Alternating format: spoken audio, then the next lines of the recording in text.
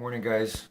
I love the analogy of computer programming when it comes to rewiring and using our minds for their true great purpose. And I remember hearing the idea from Stephen Covey that you are the programmer. You are the programmer of your mind. This goes back to our first habit of being proactive in Stephen Covey's book, Seven Habits of Highly Effective People. You have to accept the idea that you are the programmer of your mind. That's where it all begins. If you accept that idea and you understand that you are responsible for every decision you make, no matter what, then real change begins. Then the real path begins of our true greatness. And it's possible for you, but you have to believe that, you have to internalize that, you have to have no doubt that you are the programmer. It all begins there. Have a great day, everyone.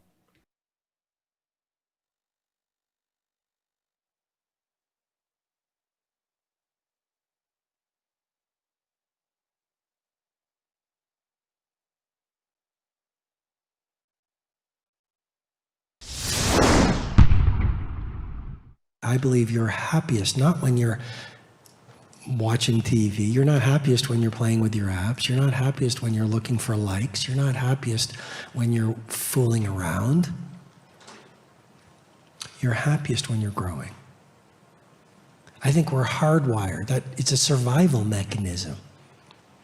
We're happiest when we're making progress. So we have a deep fear of self-betrayal. And when we don't capitalize on our talents, what starts to happen is that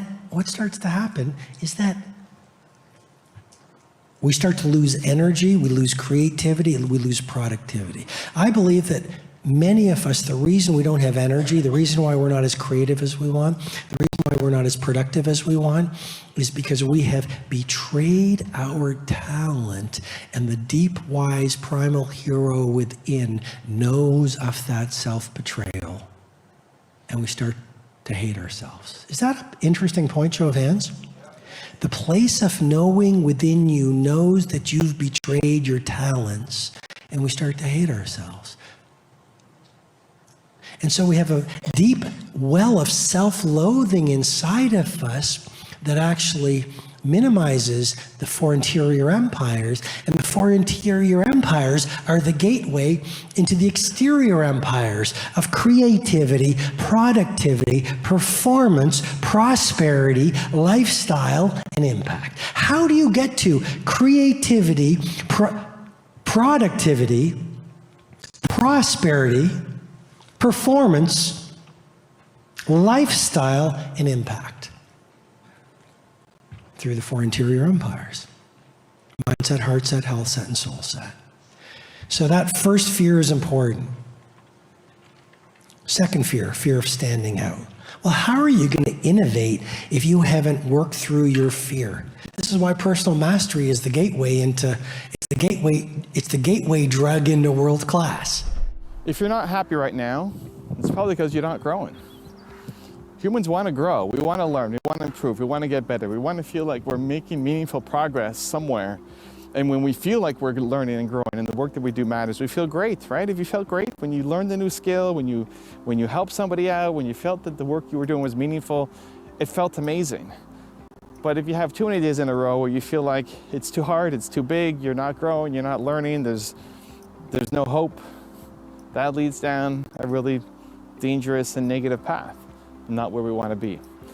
And part of why we become entrepreneurs is because we want to grow, right? Because we don't want to have a crappy, boring job working for somebody else, wasting our talents away. I remember I didn't have that many jobs, but I had a landscaping job, which was super boring, just every day, just rolling out grass. And then I had a data entry job where this really turned me off of the corporate world, where I was doing the work of, we had 5 people on my team, and I was doing more work than all of the others combined. And I didn't take lunch breaks. I just kept working. And my boss wasn't happy that because I was overhead lighting gave me headaches. I used to have to bring in some snacks like food or popcorn or carrots or something so I didn't get crazy headaches. And my boss didn't like that I was eating a snack while I was working. And I got into trouble and almost got fired, even though I was doing more work than my entire team combined. And it just really turned me off of the corporate world to realize, hey, this doesn't make any sense. I wasn't growing. I wasn't learning. I wasn't improving. And so you can examine your own life. If you feel like you're in a rut, chances are you haven't learned anything recently. And so we can plan for this. You can change your schedule so that you can focus on learning. You can put it into your daily calendar. And this is where I think it becomes the greatest benefit, my greatest tactic or strategy for you, for myself, is schedule in learning, schedule in growing. So for me, it's my own videos. I make these videos hopefully for you, that you learn and improve and something sparks for you, but I make them for me. I make them for me because I need it, because I need to be around people who are doing big things, and that I know that every day there's a video for me. It's going to be positive, it's going to be uplifting, it's going to spread belief, it's going to be motivational or inspiring, it's going to be tactical, and I know that on my channel I'm going to get content that I want. And so I've hired a whole team and built a whole business basically around making content that I want to watch. And thankfully, enough of you guys want to watch it as well that I can build a business and have a team. But if I didn't, or nobody else cared about it, I would still do it for me. It may not be as fancy, it may not have as much intros and all that stuff, but I would still have it for me because I need it. And so we tend to catch these things too late because it's not part of our habits and routines. So if you notice, you go to an event or you watch a video and you get all inspired and you got energy and you're working and things are amazing, cool, and then have weeks or months gone by and you realize, what happened to me? How did I fall off the horse so quickly? Where did my energy go? Has that happened to you? Chances are it's because it wasn't scheduled. Part of the entrepreneur roller coaster is because we're bouncing from one high to the next without having any scheduled in learning and growth. And so my challenge to you would be to try to figure out how can we schedule in learning and growing every day. And so it starts with figuring out, okay, what medium do you like the most? For me, I like videos. I like being able to see stuff. It just makes it so much easier for me. I'm a visual learner. Before YouTube was a thing, I learned from books. That was the best thing available at the time. Now, I still have a habit of reading 10 pages at least a night, but I don't get most of my learning from books. I get most of my learning from videos. But for you, maybe it's videos. If you're watching this, maybe it's books, maybe it's podcasts, something. Like, where do you get the best learning? And then the great thing about where we are right now is there's so much content, there's so many people to learn from, there's so many people creating things out there that you can go and learn from them. If I look at an Eric Thomas or an Oprah Winfrey, they have a similar message, just a different delivery style. And so whatever you want to learn, chances are somebody's already making content on it. And so just go and find them. And think about who you're following right now. Like, do an audit of who you follow right now. Who are you following on YouTube? Who are you following on Instagram or TikTok? Or what podcasts you listen to? Or what books are you picking up? And how many of those people that you're following or subscribed to actually make you feel ambitious and hopeful and better about yourself and give you strategies and light you up and feel like you're learning and growing, right? This is the whole point of this. We're trying to make growing and learning a consistent habit. So how many of the people that you're following actually make you want to learn and grow? And how many of them are you just mindlessly scrolling through? When you load your Instagram or your YouTube, when you're just scrolling and scrolling and scrolling and 2 hours have gone by and not only have you not learned anything, you feel worse about your life because now you haven't been productive. You've just kind of mindlessly entertained yourself, but it wasn't even that entertaining. You're like, what just happened to the past 2 hours of my life? Has that happened to you? Cool. Unfollow those people. And it's not that they're bad people, just that content doesn't light you up. And then start to be around the people who do. And the easiest way is through content. So if it's my channel, hey, good news. We got content every single day for you. You'll never run out of Evan Carmichael content to watch. but it could be somebody else in marketing or business or entrepreneurship or personal development or whatever category you're in, to subscribe to those people and be around them as much as possible and watch their videos every day. Schedule it in. For me, I go for a walk every morning, call it my Believe Walk. I just like getting some sun on my face and fresh air and getting out of the home, and it just gives me some perspective and a little bit of motion and helps me set up my day. And then I'll have a video going from my channel. And every morning will be somebody else. It'll be Elon Musk or Oprah Winfrey or Mel Robbins or Tony Robbins or Gary Vee or Tom Bilyeu or whatever. And that's what we do, is pull the best clips that I would learn from, and then we share it with everybody else. But that's a part of my daily routine. And I've seen my own growth and development and learning and bravery and courage and momentum and consistency be directly contributed and correlated to the content that I'm consuming daily. And so step one is to unfollow and unsubscribe from the people who just make you waste time, feel worse about yourself, get envy, or just mindlessly tune out. And step two then is to figure out, I need to make learning, you need to make learning, growing, a part of your daily habit. And so where in your calendar can that fit? If it's over breakfast, if it's a morning walk, if it's an afternoon lunch, like where in your calendar can you put learning from your preferred style, video, podcast, books, etc., learning into your daily calendar? If you did that, your life will change.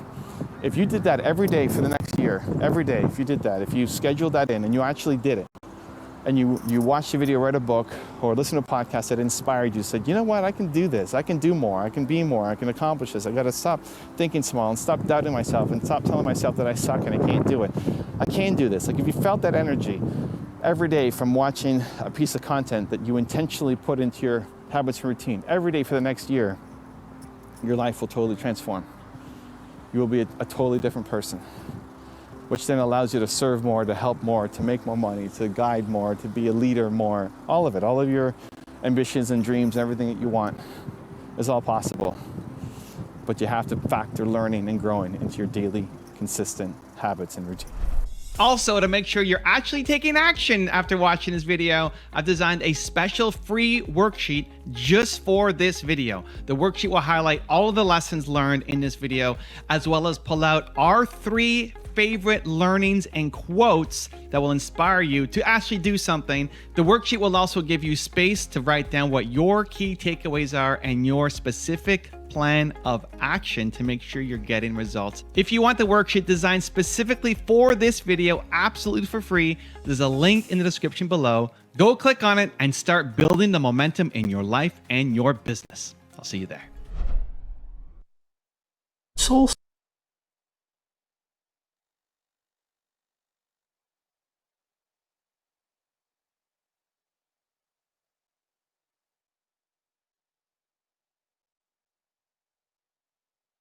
Good morning, guys. Today, Gary Vaynerchuk shares with us the idea of sticking to our DNA. So he says you have to stick to your DNA. So many of us have criticisms, things that we look negatively upon within ourselves. But if we look deeply, we have a certain level of DNA, things that we've brought into this world from our parents, from our ancestry. We have to look carefully and be honest with ourselves. We have to say to ourselves, what are the good? What are the strengths that we can take from that? And then from wherever, whatever is missing in terms of what we need to find our true happiness and success, we look to others and we try to fit in the pieces from other people. And Gary Vaynerchuk reminds us that you got to do you. It sounds so simple, but so many of us forget that. I forgot that in my life. And I finally realized I got to go after the things that I love and I'm good at. I hope this helps you. Have a great day, everyone.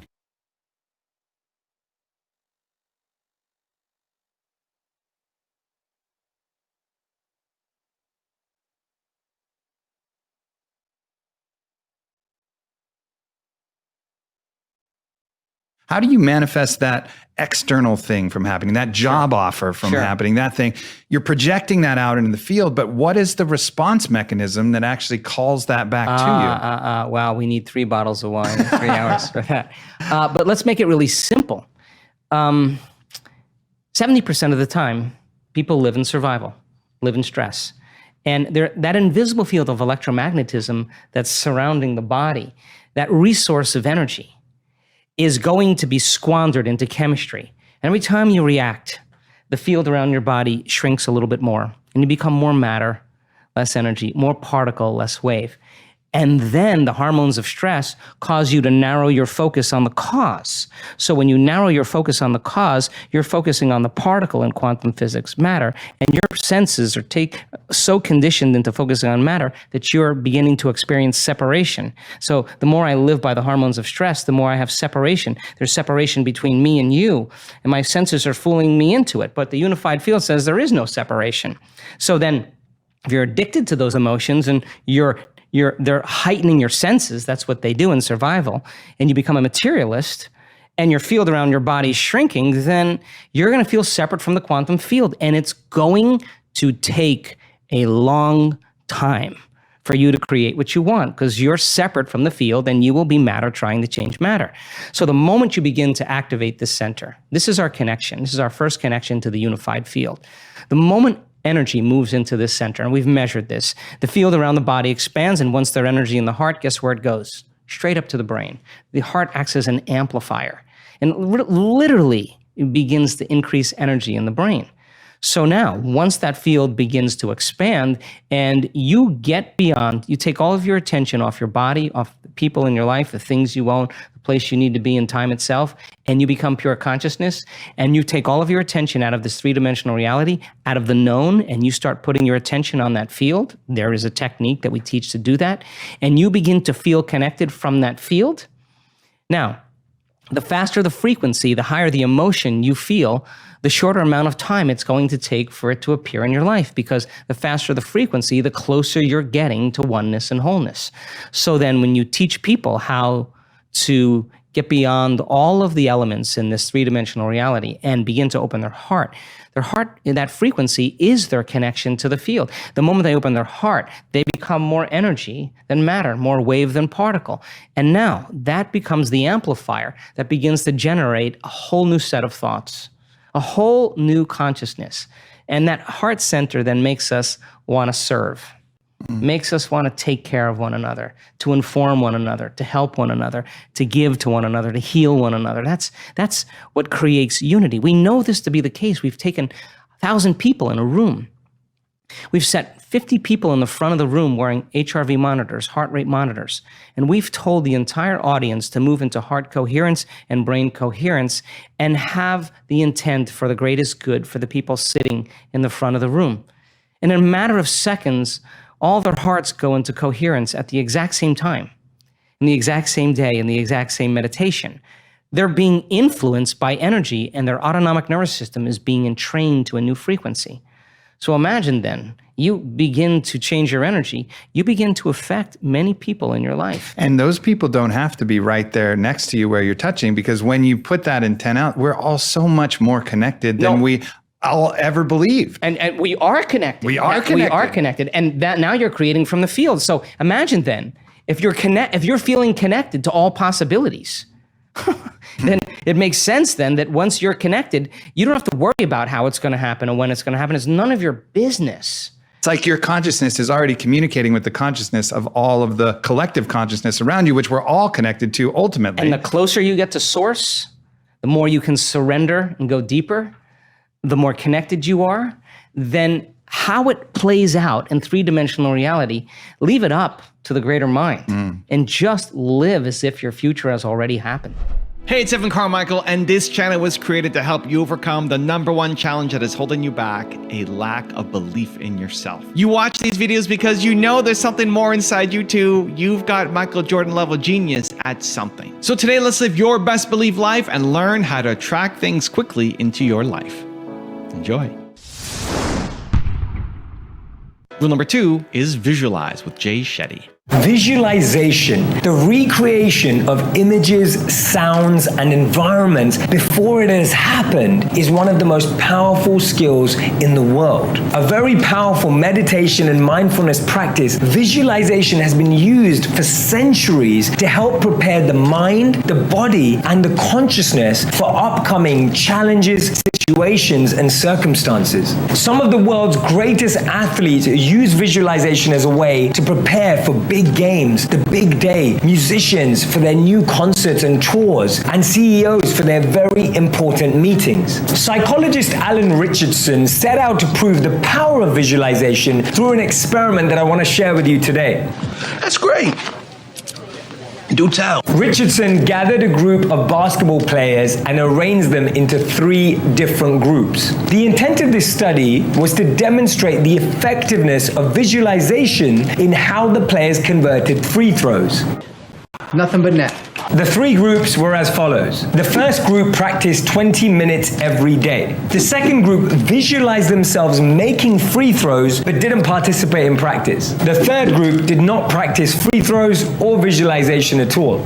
You don't have to do anything. The results were absolutely staggering. The group that only visualized free throws and didn't practice at all showed marked improvement and were nearly as accurate as the ones that practiced for 20 minutes every single day. What? What it showed is that visualization and the recreation of that moment in time allowed people to prepare mentally to the effect of 20 minutes a day of practice. Now, the group that didn't practice or didn't visualize at all naturally regressed. They took a step backward. What this is shown in countless other examples as well is how visualization with action, with practice, can be the formula that we've all been looking for. Often we get forced into action without visualization, and although that really gets us going and that practice really does make us perfect, that visualization can start the process with more confidence, more conviction, and more courage. Rule number 3 is put in the work.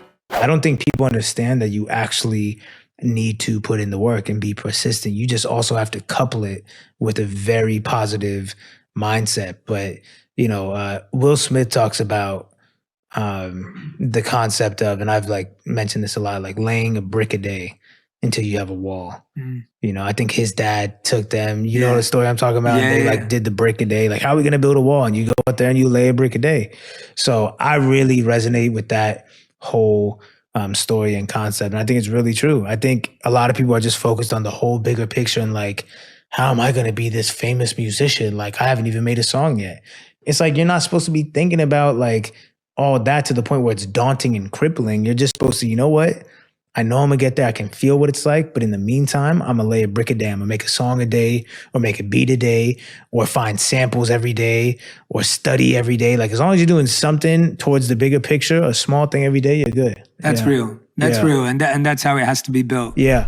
Also, to make sure you're actually taking action after watching this video, I've designed a special free worksheet just for this video. The worksheet will highlight all of the lessons learned in this video, as well as pull out our 3 favorite learnings and quotes that will inspire you to actually do something. The worksheet will also give you space to write down what your key takeaways are and your specific plan of action to make sure you're getting results. If you want the worksheet designed specifically for this video, absolutely for free, there's a link in the description below. Go click on it and start building the momentum in your life and your business. I'll see you there.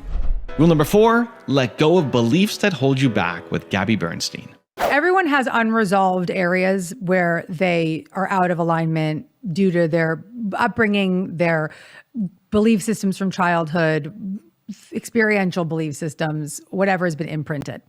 So some people might be health, some people it might be sex, some people it might be money, some people it might be their worth, some people might be all of the above, whatever. We've all got it. We've all got an area or many where we are misaligned with the feeling of love and abundance and grace. That's normal, that's natural, that's where it's at. And just because you fall into those belief systems and feel into that frequency from time to time doesn't mean that you are doing anything wrong. It's that your awareness of it is actually major. Okay.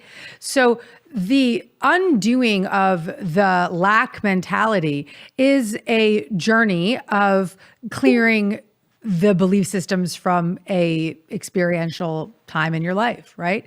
That happens once again through books like The Universe Has Your Back. So fantastic that you're doing that. Transform fear to faith. Excellent work. It comes through therapeutic practices like we've been talking about today. It comes through mental reconditioning. And here's the good news. We all have these conditioned neural pathways from the experiences that we've had as children, particularly young childhood experiences. But the good news is, thanks to neural plasticity, our brain actually can change. Our brain can reorganize. Our brain can become new. Our fight-flight responses can subside. Our PTSD can dissolve. Our lack mentality can turn into an abundance mentality. Our brain has the power to change. And so much of that change happens with the repetition of new behavior. So one thing that you can do simply in this moment is to notice when you are in that lack mentality. Notice how it makes you feel. Forgive the thought and choose again.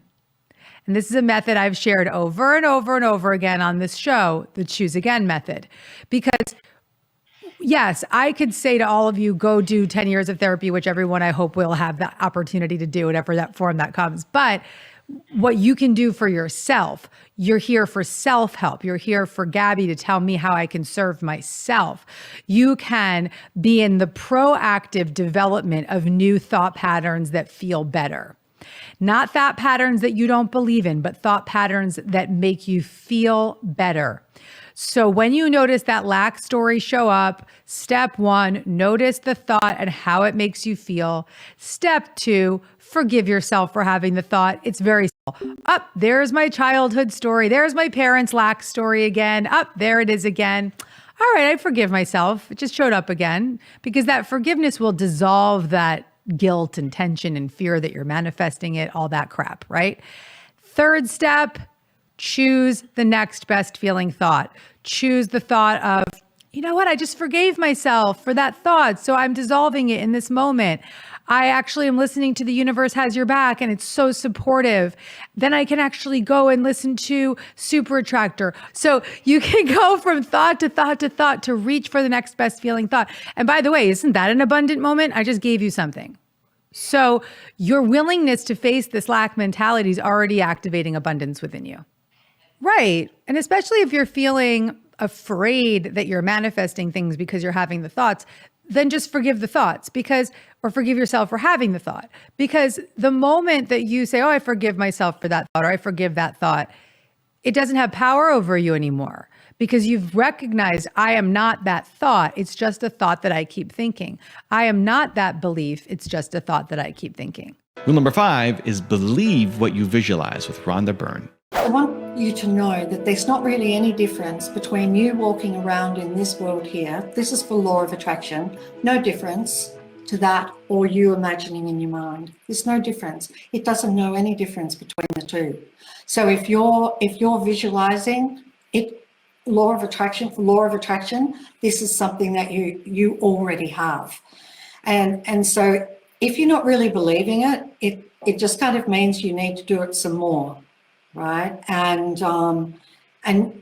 try and come up with some scenarios that are really believable to you. Like one of the things I would always do to manifest, and I don't know why it just worked for me, I defaulted to this. I would imagine telling somebody what I had manifested, that it had already manifested. So I would imagine those phone calls. I would imagine talking to a friend. I would imagine people saying to me, wow, how did you get that? Where did you get that? So that was really believable to me. But because if you really want something, then you're going to want to share it with family and friends. And so that really worked incredibly well for me. So maybe that might work for you. Give that a try. And rule number 6, the last one before some very special bonus clips, is trust your higher self with Big Sean. That must have been an uncomfortable place to live for 1 or 2 years. When you feel you're going to get your break, it doesn't happen. Yeah. Your friends are now moved on. Yeah. And everyone's And I'm still in the same bed that I grew up in. Yeah. You know, I was sleeping in a twin size bed, man. I'm 18, 19 years old. You feel me? Yeah. And it was so frustrating, and it was a test of my ego, bro. It was a test of my ego. But I would visualize Kanye reaching out. I just knew that it was gonna happen. I didn't know how. And like I was like, I'm gonna make it happen somehow. And it did, bro. And it's like something you gotta trust. You know, imagine you being on a cliff and it's like there's no more cliff there, but you like, hey man, there's an invisible bridge. You know, if you had a guidance next to you, like you had your higher self walking next to you. Yeah. And you're like, bro, there's nowhere to walk. And he's like, I'm telling you, if you take a step, it's an invisible bridge right in front of you. And that takes a lot of faith to walk on that bridge. Yeah. You know, that you can't even see. Yeah. But that's what I had to do because that's the decision I made. Your energy dictates your results.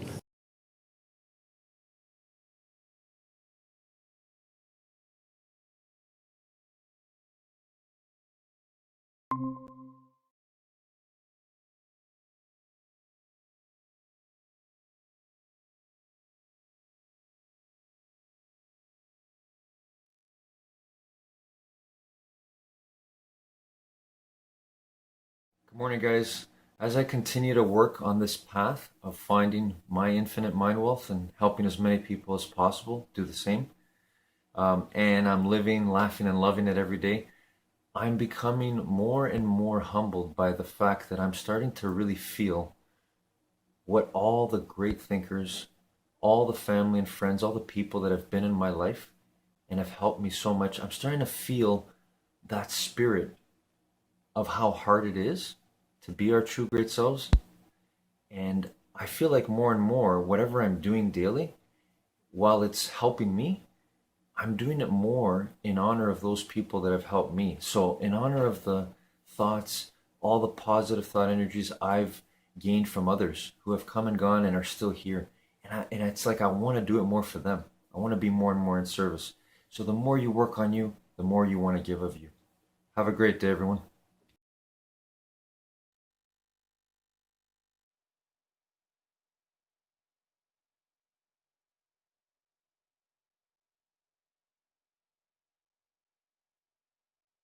The takeaway message of all this quantum physics stuff is simply this, is that we are energy, we're entangled with the whole field of energy, the whole universe is one interconnected whole, and this is how we are connected to each other. However, during our developmental programming, we get beliefs that are programmed into us by our parents through our culture, and then these beliefs then become the reality that we experience. Historically, we define our populations based on separateness. Separate on race, religion, origin of country. It's the separateness that divides the population. An interesting point that evolution is actually the unification of everyone come together in harmony. Then we have to recognize the programming of separation is the divisive nature that is preventing us from evolving into the future at this time. I'd like to show you through an illustration the simplistic nature of what's happening to us, and I'll say, here are 3 cells. Where did these cells come from? They came from the environment through a process of evolution, all coming from the very same source. Well, this is when programming begins, and look what can happen. You can program one child to be a Christian, you can program an identical twin of that child to be a Muslim, or another one of the same children to be a Jewish child. This is separation. Is it separation of who they really are? I say, no, you can't separate that. We all came from the same source. What we have to recognize is it's the programming that places the separation. Need motivation? Watch a top 10 with Believe Nation. Hey, it's Evan Carmichael, and I make these videos because you are probably the most ambitious person in your circle, but you know you're capable of more, and you get that push by surrounding yourself with the best. So today, let's learn from one of the best, Bruce Lipton, and my take on his top 10 rules for success. Enjoy. Rule number 2, manifest your life. So many people think when you die, you go to a place called heaven. I go, You didn't understand. We were born into heaven. This is where we came to create. This is where we came to experience. If you lose the body and go out there, you have consciousness. That's really great. I'm not saying it's not. But here's the opportunity to what? To manifest, make something, do something, experience something. If you then decide, I'm going to do it metaverse, I go, well, then you wasted all these beautiful receptors that were designed to have those wonderful experiences, to manifest them for real. More powerful. They can do more. Earth is heaven. And yet for most people, it's hell. I go, is it hell because you can't, because it's the bad place? I say, no, it's hell because your program that you got took away your creativity and programmed you to be the victim in a world that you're actually creating. So as a victim, you can create a world of being a victim. And the idea is, but if you're a master, then you can create the world of being a master. You are a great example of it. You did driving. Then you created the wine, and then you had the cosmetics or the candles and all that other, all that stuff. You took your mind and took it out and made creativity. What is heaven? What is it you want? What is heaven is a definition of what you want. I said, do you have to die to get what you want? I say, no, matter of fact, it's easier to get what you want when you're alive because this is where you can do it. So the big joke is everyone's thinking, oh, when I die, I'm going to go to heaven. And I'm going, Jesus, your whole missed the experience, man. It was here is where you created. Are you creating heaven or are you creating hell? That was a creation. And the idea is if you own it, like you've done, like I've done, like the people that you've interviewed on your program, they have taken over ownership of their creation. And they're creating the life that they want. And most other people are saying, oh, this is against me and my genes aren't good and this world and that and I'm a victim. And I go, sorry, folks, you missed the opportunity to create. Next time you come back, you'll figure it out maybe. Rule number 3, overcome challenging times. It's interesting because all the people that are here are in what is called evolution. Yeah. Everyone thinks, oh, evolution takes millions of years. I go, no, that was the old version. Because the new version shows that evolution builds up and then some cataclysmic event drops it and it builds up again and another cataclysmic event drops it. These are called mass extinctions. 5 of them have already occurred. The last one when the dinosaurs were here. The planet was lush, tropical forest, dinosaurs and everything. A comet, a big one, hit near Mexico. It caused the web of life to come undone. What happened? 75% of all living things disappeared, including the dinosaurs. That was the last mass extinction. Today we're in mass extinction number 6. And science says, well, what's causing this one? And the answer is our behavior is destroying ourselves and the environment. The illness said this, the planet is got a health crisis everywhere. In other words, blamed it on the genes, and it was like, no, it's culture. In other words, when we are able to collectively change our behavior, we can avoid the 6th mass extinction. That's the only choice we have, actually, and it will work. And who will be left? The ones that let go of the old structure and said, I will now put my life energy into building a new structure. So I use the story of a caterpillar that turns into a butterfly. A caterpillar is voracious. It eats everything. You put a caterpillar on a plant, eat all the leaves off the plant. Then I say, then what? I say, well, when the food runs out, it goes into a chrysalis, a pupa, a cocoon.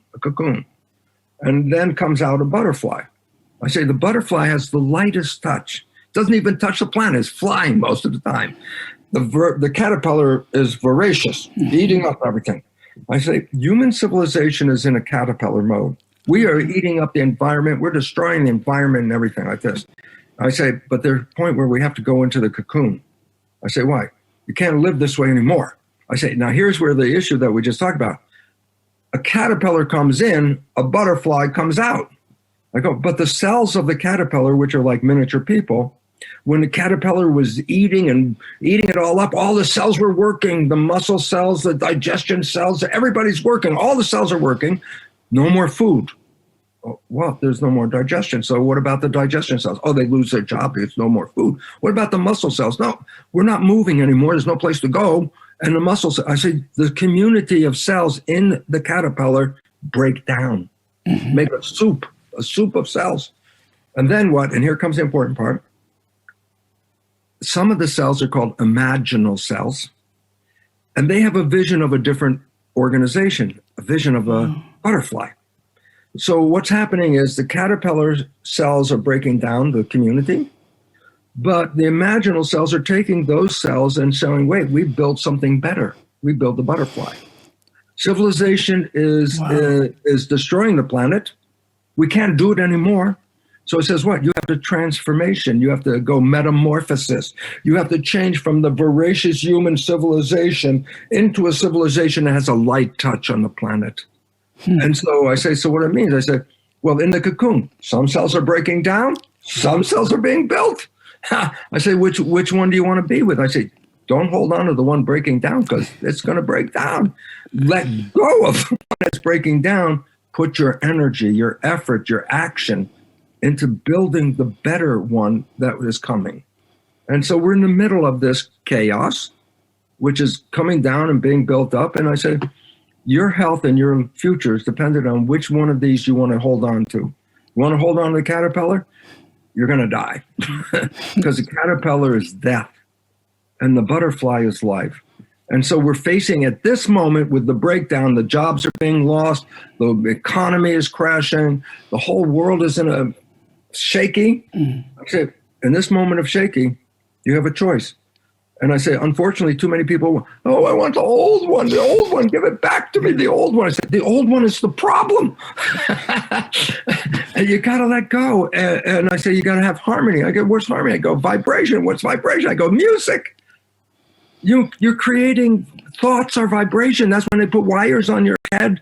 They read called the electroencephalograph. They're reading your mind. I said, what are they reading? Vibration. I say, so if you change the vibration, change the mind, you get another world. And therefore, vibration is the key element of quantum physics that determines if we're going to build something or we're going to take something down, depends on the vibration. Rule number 4, eliminate negativity. I mean, the first step, the first one was so small and irrelevant in one sense, but so powerful, was I'm working on this going, oh my God, I've been programmed. And if I follow the program, it's a good program, great. But if it's a bad program, I'm going downhill. And I remember I was in my office at the university and one of my faculty colleagues came in that day and said, okay, Bruce, what are you bringing to the faculty party on Saturday night? And I want to tell you, faculty party, might as well just kill yourself. You go there and everybody's sitting around with a drink, not talking to each other because they don't really like each other. So work in this, okay? And I thought about that and I thought, I work all damn week. Why should I go to a stupid faculty party and waste the entire time where I had freedom to create something I would love to do? So, it just came right out of my mouth. Oh, I'm sorry. I didn't realize it was this weekend. I have other plans. I can't go this weekend. I didn't have plans, but I just said that. And he looked at me like, you're not going to the faculty party? I go, no. And he walked out. And the moment he walked out, I went, oh crap, I just got Saturday night for me. I can do what I want on Saturday night. And I started to say, what's next? And it lined up. What can I get rid of that I've been programmed that this is what we do socially, even though it takes away character, quality, joy out of life? And I started to eliminate them and say, wait, I'm creating this. I don't want to give up my creation because socially, this is what we should do. I said, I got my life, man. I want to live it. And I have been living a heaven on earth life ever since those days. Why? Well, with the help of my partner, Margaret, who I met at 50, so 40 is a kid's age, at 50, and she was quite aware of all the stuff that I talked about. We rewrote our programs. Beautiful. And we've been together, 26 years now? Oh my God. A honeymoon every day. I wake up, hey, I'm still alive. I've got a great partner. We have a great life. I work every day. I wake up, it's like, wow, I'm still here. I'm enjoying every day that I can get. It's called the honeymoon effect. forever. Wow. How do you do that? I say, get rid of the programs that took the joy away and replace them with programs that give you joy. Also, to make sure you're actually taking action after watching this video, I've designed a special free worksheet just for this video. The worksheet will highlight all of the lessons learned in this video, as well as pull out our 3 favorite learnings and quotes that will inspire you to actually do something. The worksheet will also give you space to write down what your key takeaways are and your specific plan of action to make sure you're getting results. If you want the worksheet designed specifically for this video, absolutely for free, there's a link in the description below. Go click on it and start building the momentum in your life and your business. I'll see you there. Rule number 5, be the change you want to see. There's Bruce Lipton has two lives. Bruce Lipton, the guy who lives in the house and goes to the store and all that stuff, okay? And Bruce Lipton, a scientist. I go, what's the difference? I say, Bruce Lipton, a scientist, knows that from science, we are facing our own extinction because of our own human behavior. Bruce Lipton, as a scientist, also knows this. If you want to create a world that we can live in and sustain ourselves and be healthy, we have to change our behavior because our behavior is causing the problem. Mm-hmm. So I also know, what does this mean? It says the structure has to break to build a better structure, a new civilization. Because the foundation of this civilization is creating all the problems. It's the culture and the way we live with fear and hate and violence and all that. And I go, a garden, which we came from, a garden is the height of cooperation. And we live in the height of war and violence and all this stuff. We live in competition. And the idea is this. Then the belief system of this civilization, the fear, the competition, the war, all that stuff, that's part of our creation because we're creating this physics. I say, you want to change the world, you got to change the creation. And we have to break this structure because the structure is perpetuating the problem. Yes, and it has to go in a chaos phase, has break down, yeah. That's right. Absolutely. So Science Bruce goes, yep, it has to break down because that's how we're going to build a new one. Mm-hmm. And then Bruce, the guy who lives here, goes, what a mess. This is a crazy mess. This is scary. And blah, blah, blah. I'm living a crazy mess. But then Bruce Lipton Science comes in and says, you have to do this because the way you have been living is causing the problem. You have to change. And that's easy to say. But if you're out there in the world as a working person and everything, and you have to experience, it's like it's falling apart. I go, that scares people. Scares people. Stress hormones. Stress hormones. Stop thinking and listen to whatever they said on the TV or the web. Don't think. Shut down your health. Why? Because I'm running from that tiger because I am scared. And the point is, then the health issues got worse. Just watching the news, you walk away with the stress hormones coming in. They're like, oh, and I go, you just all of a sudden made your system worse because the stress hormones are going to compromise you. Rule number 6, rewrite your life. The things that you wish for, desire, want in your life, and you have to work hard, sweat over it. I'm putting a lot of effort in. I'm going to make it. I'm working on it. And I go, why are you working so hard? The answer is beautiful. Because whatever that destination is, you don't have a program to support it. And you're trying to override a habit that doesn't give you what you want by putting more effort into it. And I go, good idea, not good process. Why? 95% of your life is coming from that program. And 5% from this little conscious mind up here cannot mathematically, if you think about it, the subconscious is 1 million times more powerful programmer than the conscious mind. I say, and you want to override the subconscious? I go, boy, that's a bitch. That's not going to work very well. And yet there are ways to do it because if it didn't, this is going to be a lousy interview. But there are ways to rewrite it.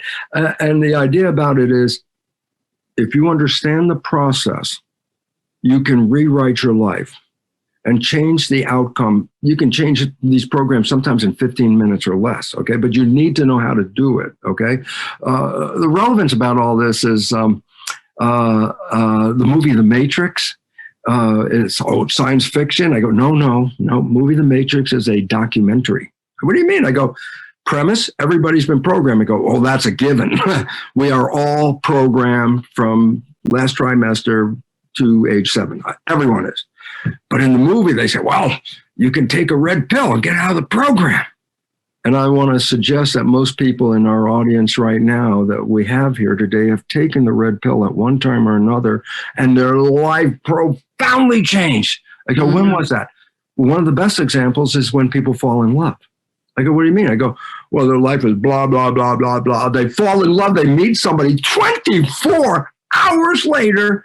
Oh, life is so beautiful. I'm so in love. I'm so happy. Look, I'm glowing. Look, I got growth hormone in my system. I go, 24 hours later, after blah, blah, blah, all those years, and 24 hours later, you manifest heaven on earth? I go, how'd that happen? And the answer is beautiful. Because the answer is when you fall in love, you stop thinking. You stay present. It's called staying mindful. I go, what does that mean? I say, when you're thinking is when the subconscious autopilot kicks in.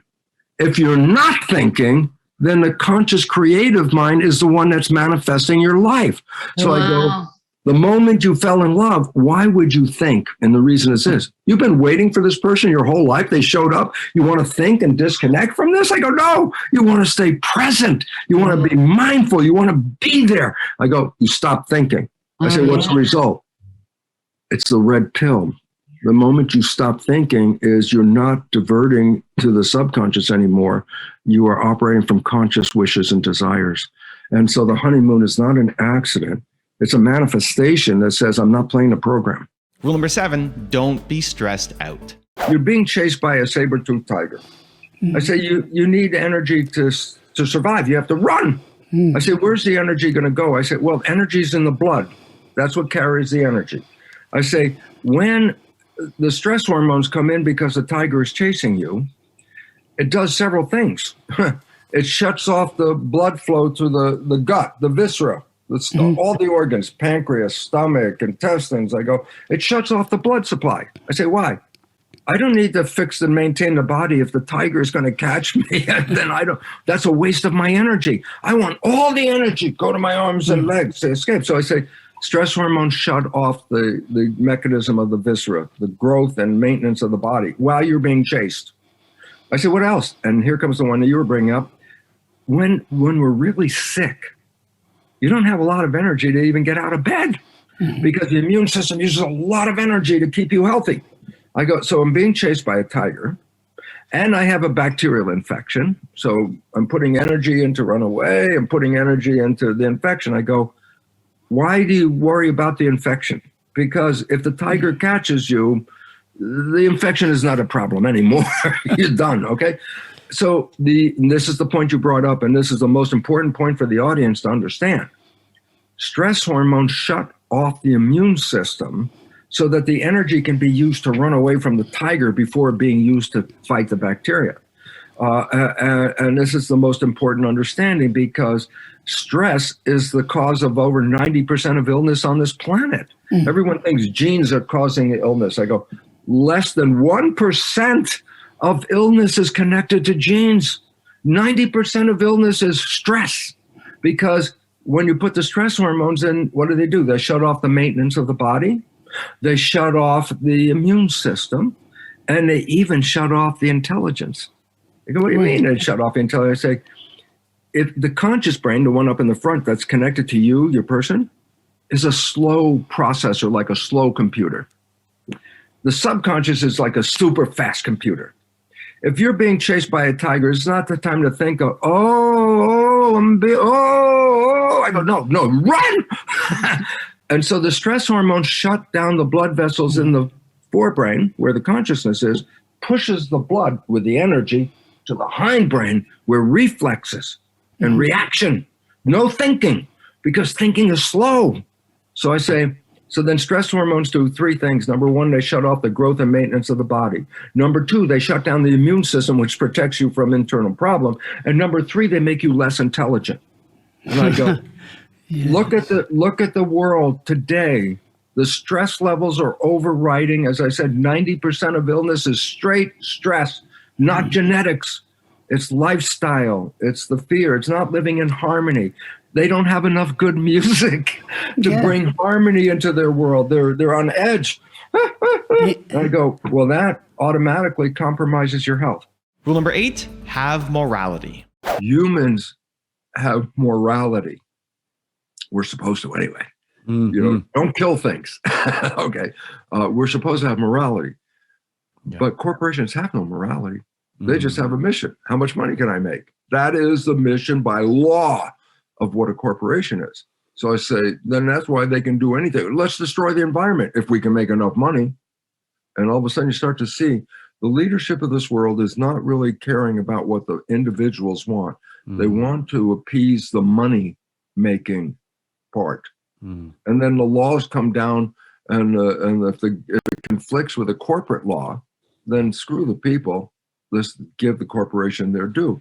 And that's once we gave up and we said humans are like, corporations are like humans and have the power of a human. I go, no, they don't. They have no morality. They're nothing like a human at all. And we gave them all the power. And this is a wake-up call for all of us. It said, who's caring for you? You know, I love it. They always talk about the friendly banker. When's the banker friendly? The banker is friendly when you have money. Yeah. If you don't have money, banker's not so friendly anymore. Doesn't care about you at all. You know, and I go, same thing, pharmaceutical company. You got money? We're working with you. Yeah, I don't care about you if you have no money. And we lost. And so the evolution we're facing right now says, we have been driven to this by minds that have no care for an environment. Take what you want, do what you want, throw crap into the water, you know, all this kind of stuff. Dig out the natural resources. It's like, what's our future if you do this? The answer is, it's already happening. Extinction. We're not in harmony with each other, obviously, and we're not in harmony with nature. And I say, well, that you got two choices here. Follow the money or follow the harmony. And right now, unfortunately, this is a tug of war, and corporates are winning because fear. Because once you're afraid, you give up power. Fear is a definition. I'm afraid. And I go, well, then who's going to help you? Who's got the biggest stick? Yeah. Who's the one with the biggest clout? Let's give them the power.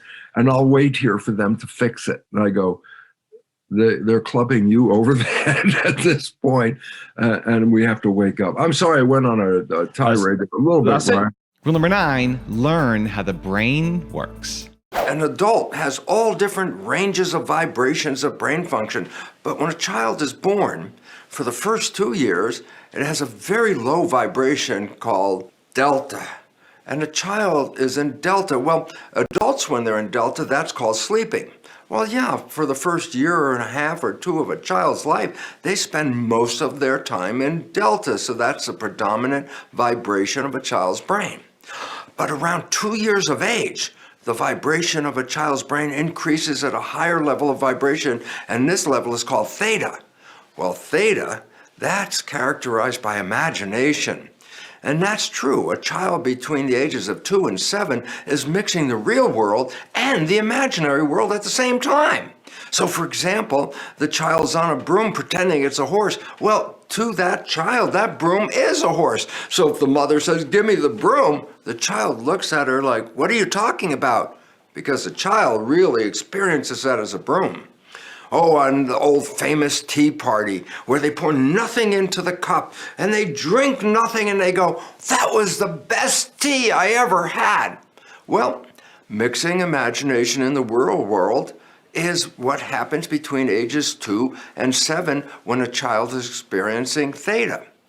But by the time the child reaches 7, the vibration goes a little bit higher, and we call that vibration alpha. And alpha is calm consciousness.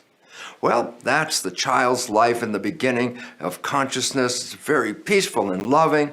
But then around age 12, the vibration goes up even higher. Now it's called beta vibration.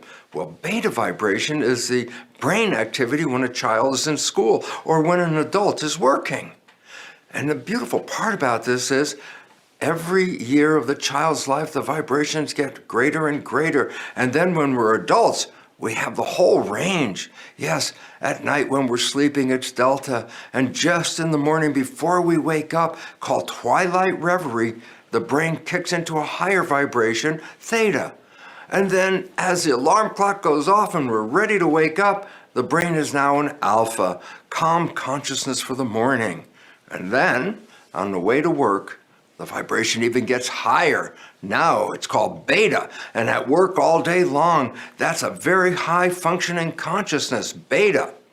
You know, the interesting part though is when you come back home, it goes back in reverse.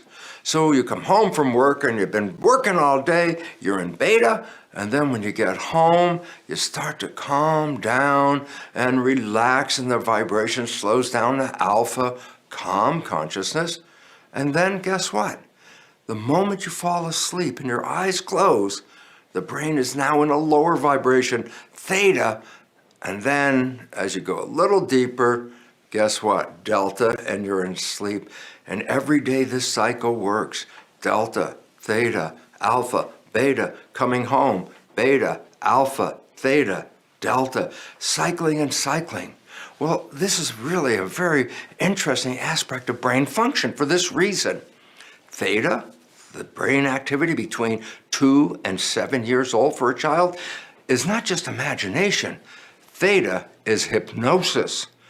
And this is how a child can download so much information as a little kid under 7 years of age. When we understand the nature of the progression of our brain vibration, it then becomes important for parents to know this for a very important reason. When does a child start actually downloading behavior? Well, very interesting fact. Even before the child is born. In the last trimester of pregnancy, the brain is already beginning to hit on theta. And when it's doing that, the child is experiencing what the mother is experiencing. So a happy mother is sending happy information to the baby as programs. But a mother who is afraid, frightened, not sure of the world she's living in, sends kind of scary messages to that fetus as it's developing. And the child is actually beginning to download these messages. The mother is Head Start program. She's the one that sees the world, and her interpretation of the world is translated into programs into the baby even before it's born. And why should they be able to download so much information? Well, think about it this way.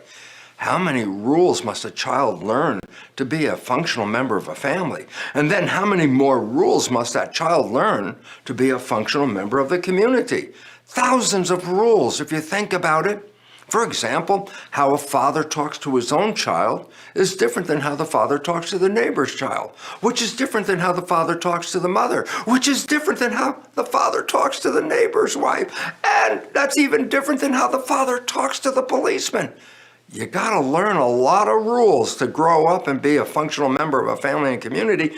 And the idea of, can you teach this to a child, a youngster? They can't read. Are they gonna go to school? No, they're kids. So the most important insight is that a child between the age of 2 and 7 is observing the community. So it's important for us to all recognize that around children, we really must be behaving at our best and highest level, because we are now programming the future of that child. The problem is this: when we grow up, 95% of our life is coming from the programs that we downloaded starting even before we were born through age 7.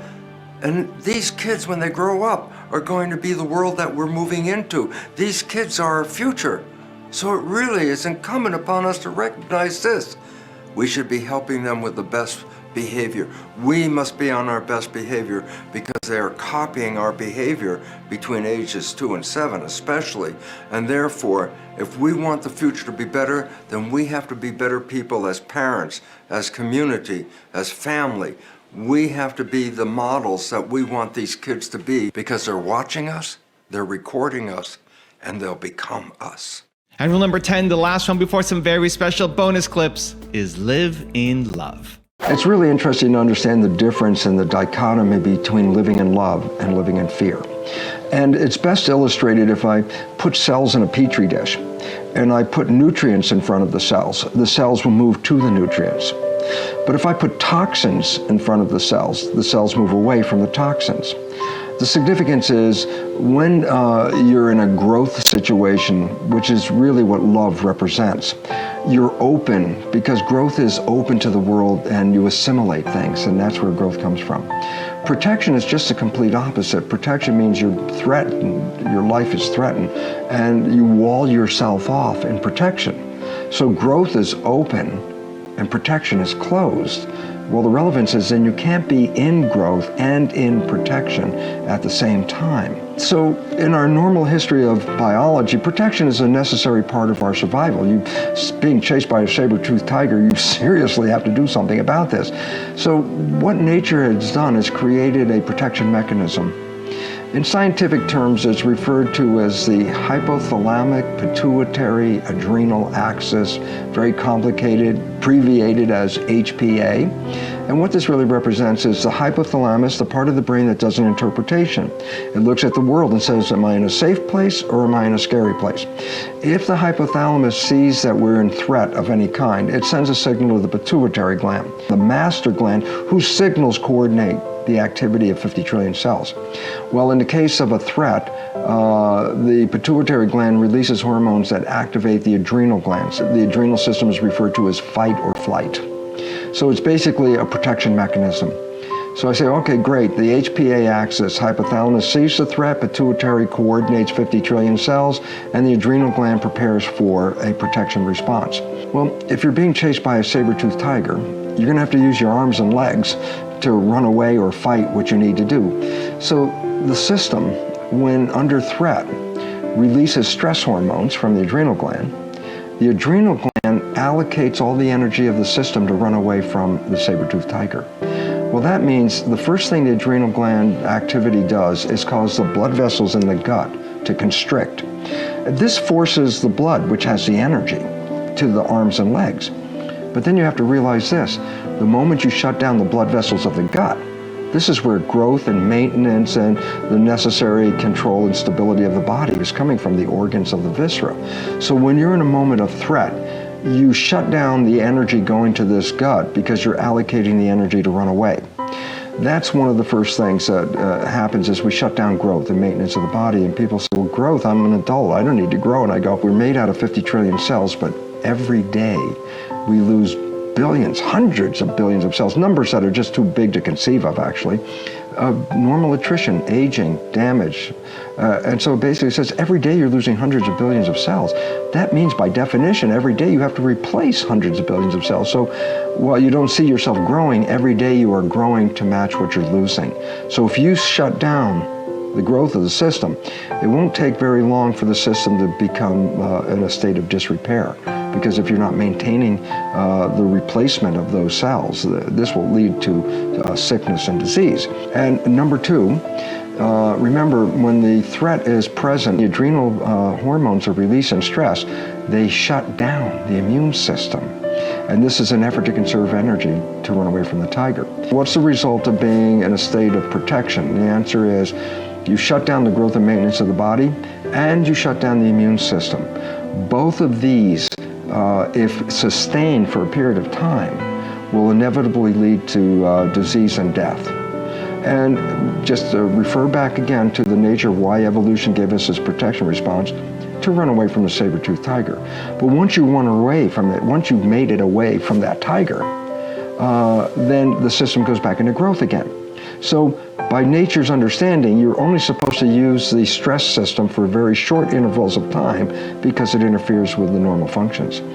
And then you look at today's world and we realize 24/7, 365 stress hormones are being released into the system. We read the newspapers, we watch the news, we're concerned about the world and its unfolding. So what was supposed to be only used for a very short time has now become chronic.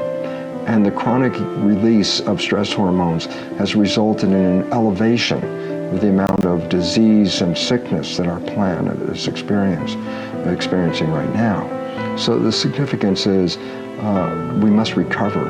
And then to recover, it says, we must get out of the fear that we live in because fear kills.